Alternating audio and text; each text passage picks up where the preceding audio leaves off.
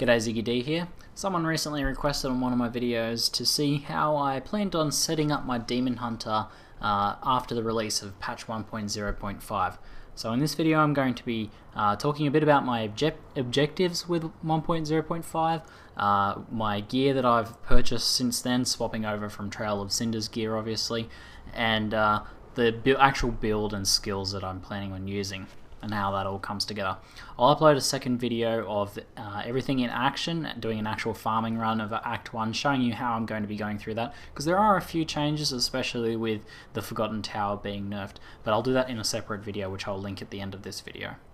So if you just want to see the action, go straight to that video, but if you want to hear about the build and see all that sort of stuff and know a bit of the ideas behind it, then stick around for this video.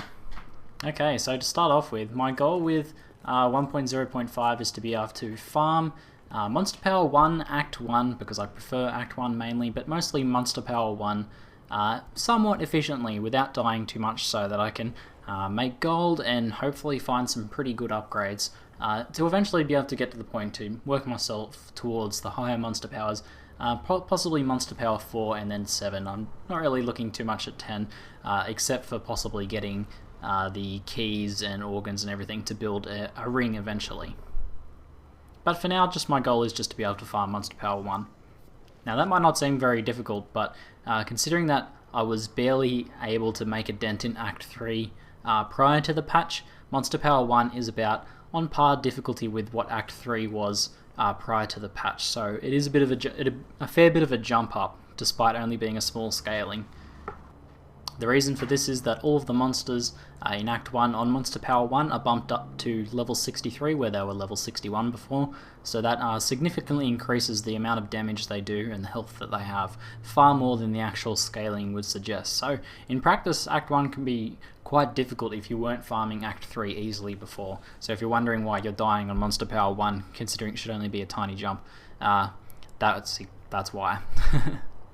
So let's take a look at my gearing now. As I said, I had to change over from Trail of Cinder's gear, so that meant ditching pretty much, well, most of my gear. I think I only have like braces and gloves and things and pants left over from before. Now everything here I've purchased except for this quiver. This quiver was an extremely lucky find just before the patch hit, actually. One of maybe like my last 3 runs before the patch hit, and that actually threw my Enchantress. That actually threw my plans off quite a bit, because I was planning on doing a one-handed crossbow and a shield, but this awesome quiver dropped and I can't not use it because it was something like a, let's take that off there. Oh, I can't. Oh, here we go. I'll grab a shield and put it in there so you can see the DPS difference there. So there we've got 15k DPS difference from that quiver. So that was pretty hard to avoid using that. So my plans are changing now. I'm still using the one-handed crossbow at the moment because I only just bought it for like 4 million, and it's got a lot of life on hit, which is pretty important to the way I'm building my character with gear. So the main thing is I want it to be survivable, because the monsters in Monster Power 1 Act 1 hit hard, and I don't want to be dying every single 5 times to every elite pack, otherwise it's just going to take too long and just be too expensive. So as you can see, I've got pretty high all resist here, like much higher than a Demon Hunter would usually have, like which might be like 300 or 400. And this ties in with the skills, which I'll explain a little bit later on, but also I have fairly high life on hit, so 11k, oh wait, 1.1k life on hit, combined with such a low vitality there with 13,000 health, that's like 13 hits and I'm fully healed. So with the high attack speed from this quiver, the 15%, and the one-handed crossbow's natural high base attack speed, I'm regenerating a lot of health and also mitigating a lot of damage through armor and all resists. So all up, besides this quiver, everything has cost less than 10 million, so this is fairly budget if you've only just sort of got into Inferno, or if you haven't been farming too heavily and don't have too much money. You can do Monster Power 1. I'm just managing to get through it now with this sort of gearing setup, and it's only going to get better the more runs that I do. Like, I'm making a significant amount of money and actually finding a lot of good drops since the patch hit, so it's definitely doable with that amount of money. So my actual goals in terms of gear are to get some jewelry, because I sold my jewelry before the patch. All my rings and amulets here are pretty dodgy. Amulets okay, but the rings are both very dodgy. So I plan on picking up, maybe in about a week when prices drop, picking up some much better jewelry, focusing mainly on DPS because I've pretty much got my defense side of things down. I don't really need too much more defense. So yeah, I'll be focusing on crit and crit damage and maybe some attack speed. And then eventually I'd like to get a good two-handed crossbow or bow. You know, a manticore would be nice, but just something that's a nice step up in the DPS there. So let's move on to skills, because that's the interesting part, because here's where we take advantage of some of the stuff from the patch. So I am not using at all what I thought I was going to be using. My initial plan for the primary attack was to be using evasive fire with this new rune here, hardened, which prevents you from backflipping and gives you an armor boost, which I thought, cool, this will go really nice with my pretty heavily tanky armor set. But in practice, just evasive fire doesn't seem to do enough damage. It's hard to use. Especially with this. Covering fire is much easier to use, but it has the backflip and doesn't have that armor bonus.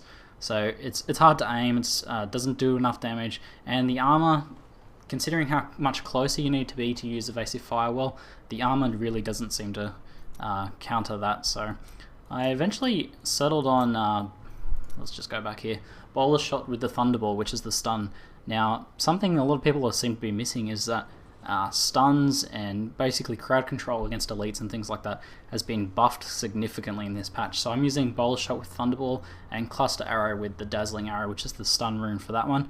And I'm almost able to stun lock a lot of elites, especially if it's like just a champion by itself after I've picked off the minions. I can, with the high enough attack speed and Bowler Shot and throwing Cluster Arrows in there every now and then, I'm almost stun locking elites, so that's awesome. Now, Bowler Shot and Cluster Arrow, even after Bowler Shot's AoE upgrade, are still fairly small AoE. So I've gotten the cheap multi-shot rune there with the 15 Hatred multi-shot to mow down the trash mobs, and that works quite effectively. I'm now using Volt with Rattling Roll. Again, that's another stun there instead of Trail of Cinders, which is what I was using before. I've decided to go for more defensive with the Rattling Roll, which knocks any mobs back and stuff like that, and stuns them. So that works out pretty well on the defensive side of things. Preparation, pretty standard as always. And here's a really interesting one. Companion with the Boar rune has been changed significantly in this patch, and now it increases your life regeneration by 155, and more importantly, increases your resistances, all of your resistances, by 15%. So coupled with my very high all resist here, you see when I summon the Boar, these jump up to somewhere around the 900 mark, 900 physical resist there, so 75% physical reduction of damage, so that is a pretty awesome rune. He's also, he has a life bar now, it's an actual pet, so that means he's also another target. It means he will go down sometimes, you'll need to keep an eye on him and resummon him, but one extra target is, you know, less times that you're being hit by elites and things like that. So that's pretty awesome, combined with the Enchantress and that, and all of the defensive buffs. It all works out to be quite tough, despite the intense scaling in damage. So on the passives, I have Perfectionist, which now also increases your life, armor, and resistances. So that's good. Perfectionist was always good with just the discipline reduction, but now it's extra good. Extra good. I've got Steady Aim, which is mainly for the Bowler Shot and Cluster Arrows against elites. Usually when I'm fighting trash mobs are much closer, so that's just a nice... I'm only really using that now because my DPS is low, but you could easily swap that out for something like... where are we? Tactical Advantage if you want to move faster, or... what is the one I'm looking for? Vengeance, there we go, with the extra Hatred and Hatred regen from health globes. If you have some pickup radius, that's a very good one to run because you can just put out more clusters and more multi-shots.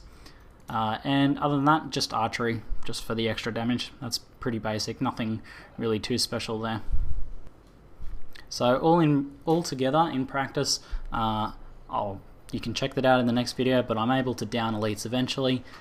Nowhere near as fast as without monster power off or pre-patch or anything like that, but you know, I have to start somewhere until I can build up my DPS a lot.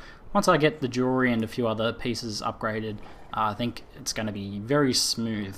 But defensive-wise, heaps good. I'm very happy with how this build has come together defensive. I never thought I'd use Bowler Shot, but it turns out it's awesome, so that's pretty cool. Now, hopefully you're seeing an annotation around now to go to the next video, so you can click that and see everything in action. That's it for today. I'm ZiggyD, and thanks for watching.